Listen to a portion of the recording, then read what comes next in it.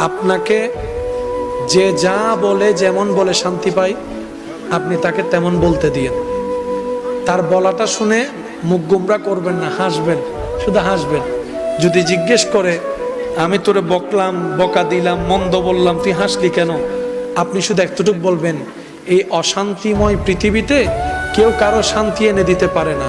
তা আমি ভাবলাম আমাকে দুইটা বকা দিলে যদি তোমার মন শান্তি হয়, আমার নামে দুইটা বদনাম করলে যদি তুমি শান্তি পাও, যাক আমি না হয় কষ্টই পেলাম, আমার আল্লাহর একজন বান্দাকে তো শান্তির ব্যবস্থা করে দিয়েছি, আল্লাহর একজন বান্দাকে শান্তির ব্যবস্থা করে দিয়েছি, তুমি শান্তি পাচ্ছ, এটা দেখেই আমার শান্তি লাগতেছে। মনে থাকবে ইনশাআল্লাহ। একটু কঠিন, কিন্তু বিশ্বাস করেন উত্তর দেওয়ার চাইতে বড় মজা হচ্ছে চুপ করে থাকা। প্রতিশোধ নেওয়ার চাইতে বড় মজা হচ্ছে ক্ষমা করে দেওয়া। একবার করে দেখেন, শয়তান করতে দিবে না, এটা সত্য। কারণ এগুলা করলে তো আপনি রহমত পাবেন। শয়তান তো এটা চায় না। শয়তান চায় কি জানেন? কেউ একটা বললে আর বান্দারত কি হম আছে না, তিন ল। আচ্ছা, ঝগড়া করে এই পর্যন্ত কোনো সমাধান হইতে দেখছেন?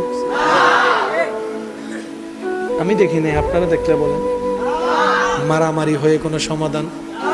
কিন্তু নীরবতার মধ্যে যে উত্তর লুকাই আছে, বান্দা যখন উত্তর দেয় আল্লাহ তখন সেটা উত্তর দেয় না। আর বান্দা যখন রবের হুকুম